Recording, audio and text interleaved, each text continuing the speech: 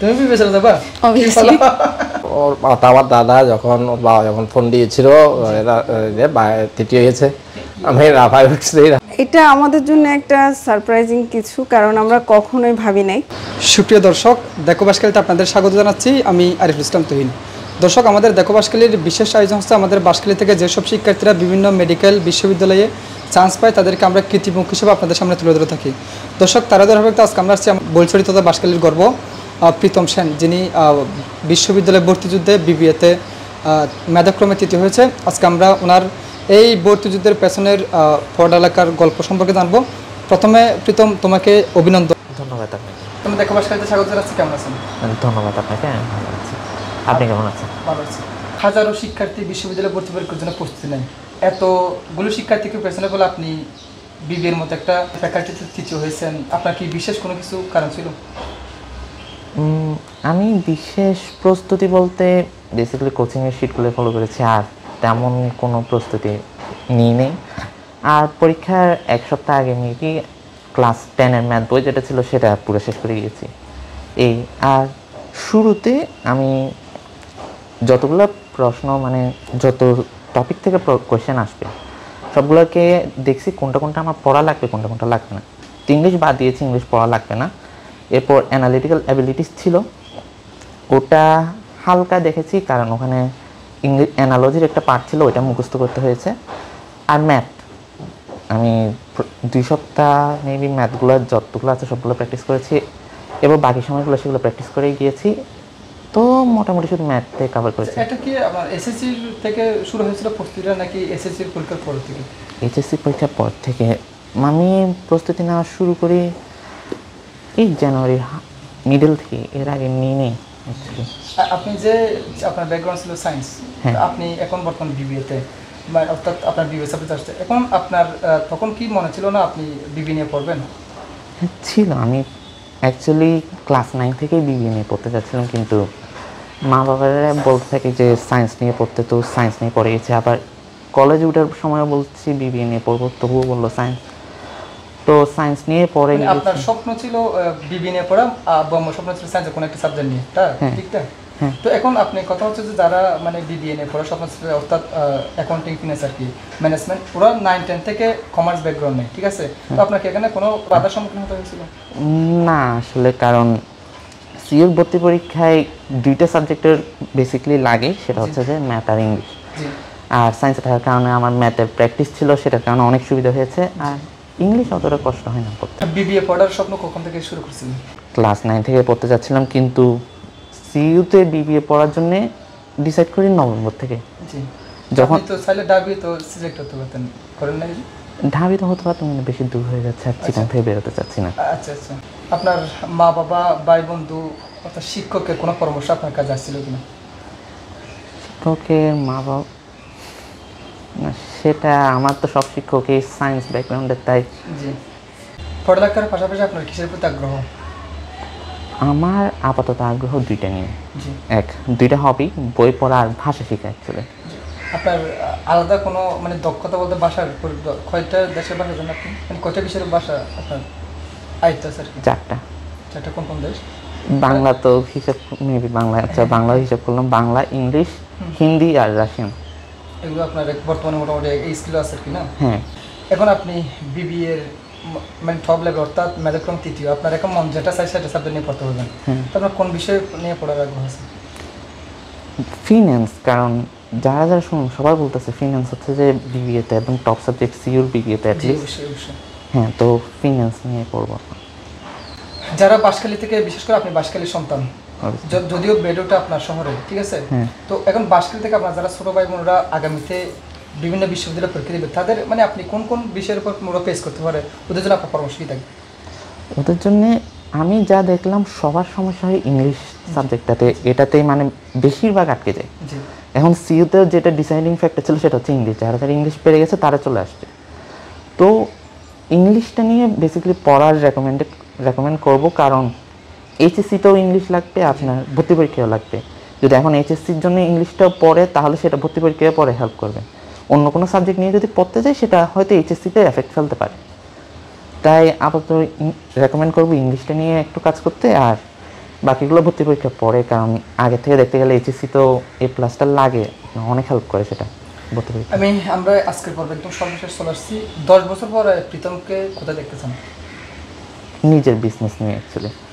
আপনার ভিডিওটা সব কিছু শহরমুখী, তো আপনাকে বাঁশখালীর একজন সন্তান হিসেবে আমরা গর্ববোধ করছি। আপনি যে একটা মানে চট্টগ্রাম বিশ্ববিদ্যালয়ের মতো একটা বিশ্ববিদ্যালয়ে ভর্তি যুদ্ধে এবং কি বিবিএর তৃতীয় হয়েছেন, ঠিক আছে? এখন সিউটের মধ্যে এখন আপনার যদি আমরা পরিবার সম্পর্কে যদি একটু বলতেন আপনি। হ্যাঁ, যে আপনি তো বললেন আমরা পুরো সময় শহরে, কিন্তু গ্রামে যাওয়া হতো, বছরে একবার করে যেতাম পূজার সময়ে। তো পূজায় বাবা তন্ময় সেন ইঞ্জিনিয়ার আর মা করবী সেন, তো আমরা সবাই যেতাম পূজায়, পরিবারের বেশিরভাগ সবার সাথে দেখা হতো, অন্য সময় তেমন হতো না। গ্রামে তো আমার কাকা গ্রামেই থাকতো বেশিরভাগ সময়, এখন শহরে চলে আসা হচ্ছে। কাকা সুমন সেন ওখানে মানে ওখানে ক্লাস মানে পড়াতো। বাঁশখালীকে নিয়ে ভবিষ্যতে কিছু করার স্বপ্ন আছে কিনা? হ্যাঁ, আমি অলরেডি বললাম আমার নিজের বিজনেস করার ইচ্ছা আছে। আমার মা অলরেডি উদ্যোক্তা, তো ওখান থেকে অনেকটা ইন্সপিরেশন পাই। তো বাঁশখালীতে আমাদের অলরেডি অনেকগুলো পুকুর আর জমি আছে, তো সেগুলো নিয়ে প্রথমে কাজ শুরু করার প্ল্যান আছে, যা ভবিষ্যতে সবাই দেখবেন। এখন ক্লিয়ারলি বলতে পারছি না, কি করে দেখা যাক। আমরা দেখা যায় যে আমরা যারা পড়ালেখা করি না তারা বেশিরভাগ কৃষিমুখী হয়ে যায়, ঠিক না? মানে ওখানে আমরা বৈজ্ঞানিক কোনো পদ্ধতি ইউজ করতে পারি না। তো আপনাদের মতো যদি তরুণ উদ্ভাবন অর্থাৎ যদি শিক্ষিত লোকরা যদি এই সব নিয়ে ভাবে, তাহলে আমাদের বাঁশখালীটা অথবা আমাদের কৃষিকাজ তথা আমাদের বিজনেসটা আরও অনেক আপডেট হবে। সেটা আপনি কতটুকু মনে করেন? হ্যাঁ, অবভিয়াসলি, কারণ অলরেডি বললাম আমার সায়েন্স নিয়ে ব্যাকগ্রাউন্ড আছে, তো মানে কৃষি ক্ষেত্রেও আমার মানে ওখানে আমাদের বই ছিল বায়োলজি বই, তো অনেক নলেজ আছে কৃষিক্ষেত্র নিয়েও। তো হ্যাঁ, ওখানে মানে যারা জানে না তাদের জন্য তো কষ্টকর হয়ে যায়। তো আমরা যদি যারা শিখছি এগুলো নিয়ে পড়ালেখা করছি, তারা যদি গিয়ে ওদের পরামর্শ দিই বা আমরা নিজেরা গিয়ে কাজ করি, তাহলে তো অনেক হেল্প হবে অবভিয়াসলি। ও আসলে সায়েন্সের ছাত্র হয়েও কমাচ্ছে গিয়ে যে এত ভালো রেজাল্ট করবে তা আমি প্রত্যাশাও করি নাই। পিতা হিসাবে আমি গর্বিত, সবাই ওর জন্য আশীর্বাদ করবেন। আপনার ছেলে এই বিবেচিত হয়েছে, আপনি একজন মা হিসেবে কেমন লাগতেছে জন্মটা বলতেন? আসলে এটা আমাদের জন্য একটা সারপ্রাইজিং কিছু, কারণ আমরা কখনোই ভাবি নাই। আর আমাদের তো টার্গেট ছিল ওকে সায়েন্সে, বা স্বাভাবিক বাচ্চাদের যখন সায়েন্স বেস পড়ানো হয় বা আমার একটাই টার্গেট থাকে, হয় ডাক্তারি পড়াবো নাহলে ইঞ্জিনিয়ারিং পড়াবো। তো ওরও ইচ্ছে ছিল, বাট আসলে আমাদের বিষয়টা ছিল ওর ইচ্ছে একরকম, আমাদের প্যারেন্টদের ইচ্ছে আরেক রকম। হ্যাঁ, তো যা দোটানা চলছিল মাঝখানে, তো এখন ও চেঞ্জ করে দিল যে রেজাল্ট আমরা সবাই না, আমরা অবশ্য ওর পরপর দুবার যখন ওকে মানা করলাম যে নিও না সায়েন্সে থাকো, পরে যখন ও ইন্টারের পর বললো যে না আমি যেতে চাচ্ছি।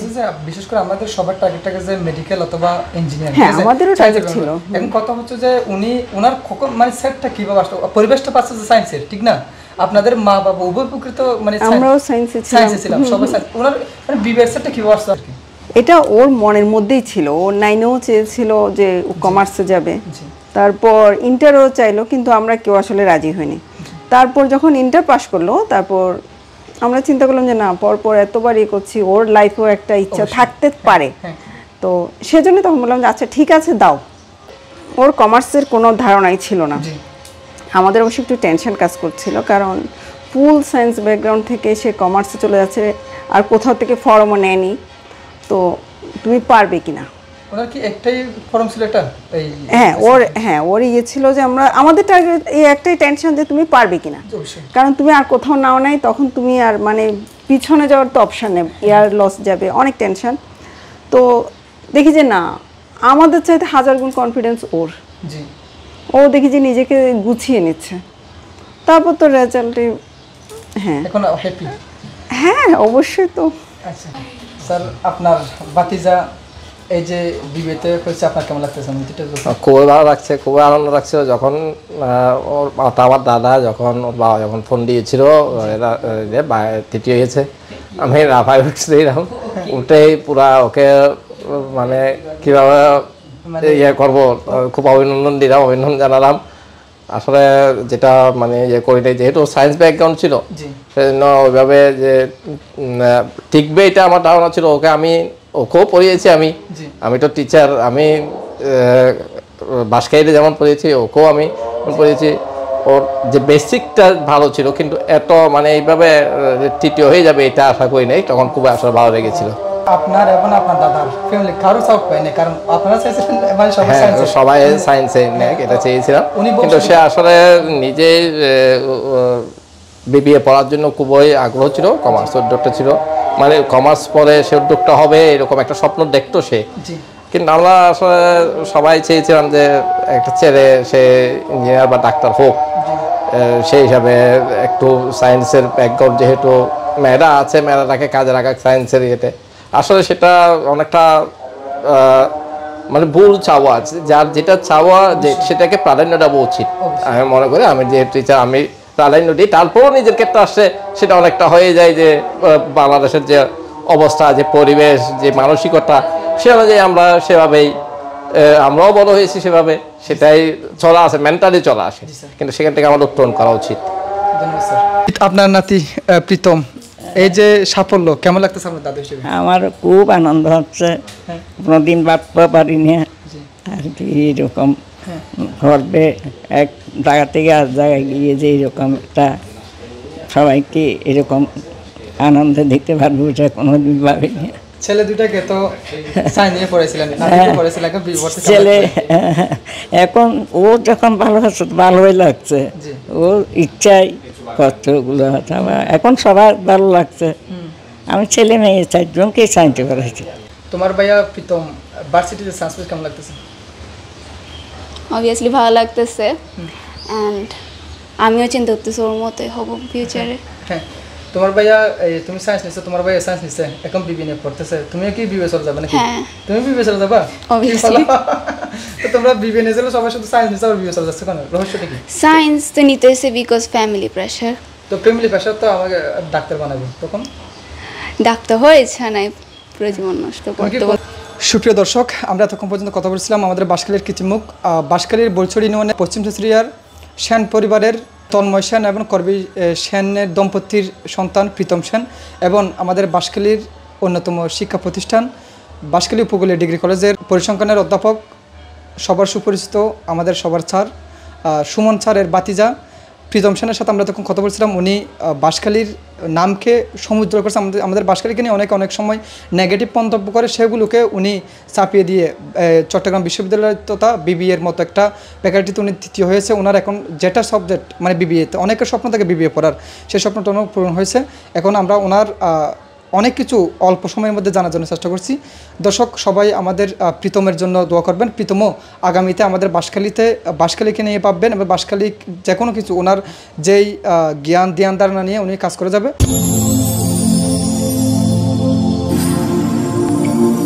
দেখো বাঁশখালী, দৃশ্যমান বাঁশখালীর প্রতিচ্ছবি।